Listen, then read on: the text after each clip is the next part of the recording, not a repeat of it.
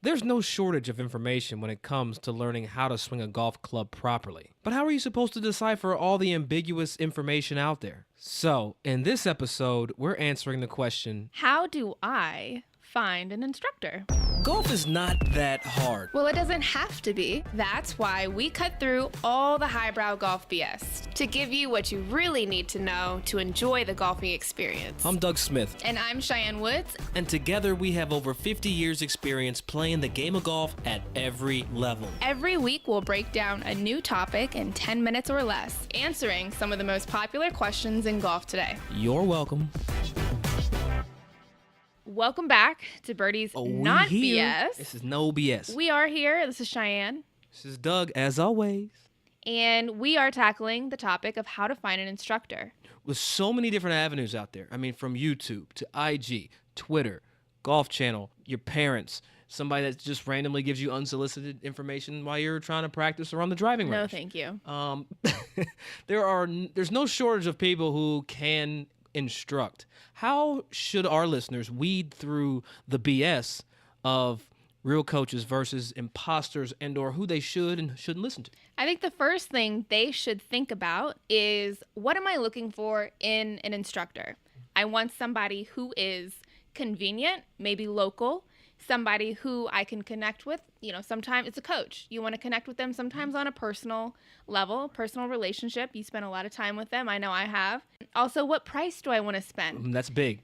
It is big. You know, some people get scammed. Also, because of avenues like Golf Digest or Golf Magazine, we have an opportunity to go and see what coaches are near me, what coaches are ranked the best as per the ranking systems of those magazines. We can use those as well. And then price point.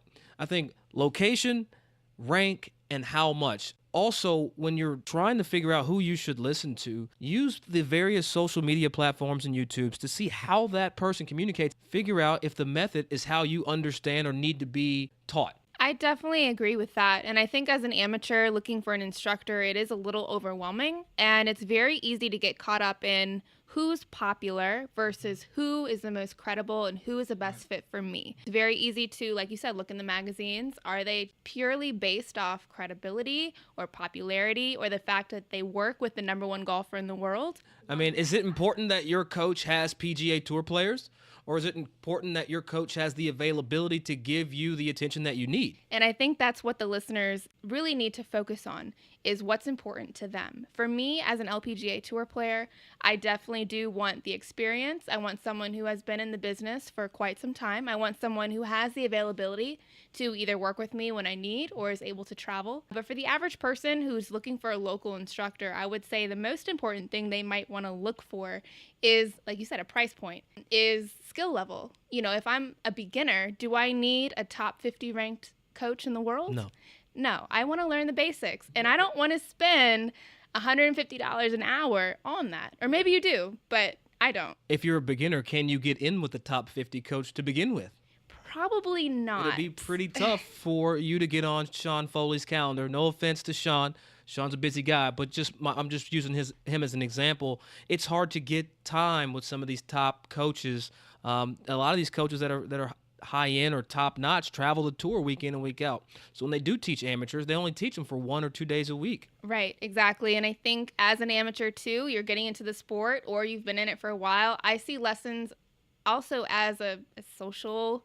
It's a social environment to where you have the opportunity or the option to have group lessons, couple lessons. So it's a great chance for you to not only learn the sport of golf, but do it in a fun environment with your friends and loved ones. I think your talent level or your entry point or what you're trying to get out of the game of golf is also a key element in finding your coach. I mean, do you want to learn the basics and the beginning stuff? Because if that's the case, then I'm sure you can find a local PGA professional or LPGA professional that has the time, that has the ability and the talent to get you from step A to step B in the golf in a way that's going to get you better down the line. Now, you mentioned YouTube, you mentioned Golf Channel, you mentioned top 50 in the world. What is actually a viable way to, I guess, judge the credibility of someone? Do they necessarily need the PGA or LPGA certification? Can I follow somebody random on Instagram and learn the sport of golf? Or can I watch the Golf Channel and learn the sport of golf? What is actually important? Well, first of all, I want to address the ranking system, and is it BS or is it a popularity contest, or how it even works? And I think it's a bit of everything. I think there is a bit of popularity. Who's teaching the highest ranked players in the world? Who's traveling the tour? Who's got the most high ranked amateurs in your state golf association? I think there are some politics and some BS that go into some of these rankings, but at the end of the day, the cream will always rise to the top. And if a coach is good, regardless of how he or she is ranked, I think their players will speak volumes. There's a lot of great coaches out there that nobody's ever heard of that actually do have tour players, that actually do have players, top-ranked amateurs in the world, players that fly in from all over the world to see them. So don't discount a coach, even though he or she may not be top 100, top 50 ranked, Golf Digest this, Golf.com this, Golf Channel that.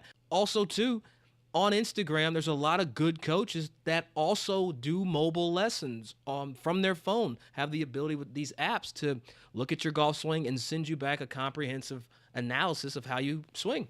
So based on Instagram and all of the points that you just made with technology, how do you know that you're not getting scammed by these people? You know what? This is probably the worst answer I can give you, but you're not going to know you're getting scammed until you've gotten scammed. True. Everybody is going to claim to be a great instructor, as they should be. Like, who's the greatest rapper of all time? Everybody's going to tell you, if you ask them, that they're the best, even though they might suck. So bad coaches are still going to tell you that they're good coaches. I like to look at their bodies of work and their communication styles. If they are on an Instagram or an online platform, you'll be able to go here on YouTube and different channels these people have. You'll be able to hear if they're BS. If they're talking over your head on those platforms, odds are they're going to talk over your head to you during the lesson. Right, and I think that's the great thing with technology. Like you mentioned, you can do your research. Do your research, Google, YouTube, Instagram. Find somebody that you connect with, somebody that you can better your golf with. Well, as you know, the second half of our show, it's not even a half, it's like a second quarter of our show, is dedicated to Let's Get Technical. It's where we kind of go from Golf 101 to Golf 205. Today, Cheyenne's got our question straight off of Instagram. This question today came straight off of Instagram. We want to know how or what is the best way to determine my putting grip and my putting style. Ooh. We know there are multiple ways to hold the putter. We see them all on TV. We've seen from the tabletop to conventional to cross-handed in the claw. What should people be putting with? The hell is tabletop?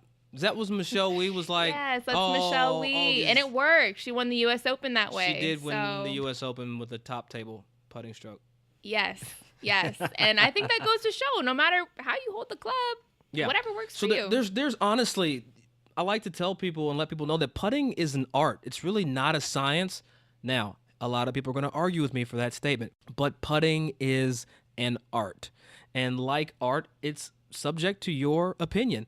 There's no correct way to putt, but I encourage everybody to try every putting style you can. Putt pencil grip, putt left hand low, putt arm lock if you can find a putter near you, putt conventionally, putt with interlock, putt with 10-finger, putt standing close to the ball with your feet narrow, putt wide, bent over. I know this is probably not the answer you want to hear, but I challenge you to try multiple grips, see which grip is the most comfortable, and then get your putter custom fit to the most comfortable putting style for you.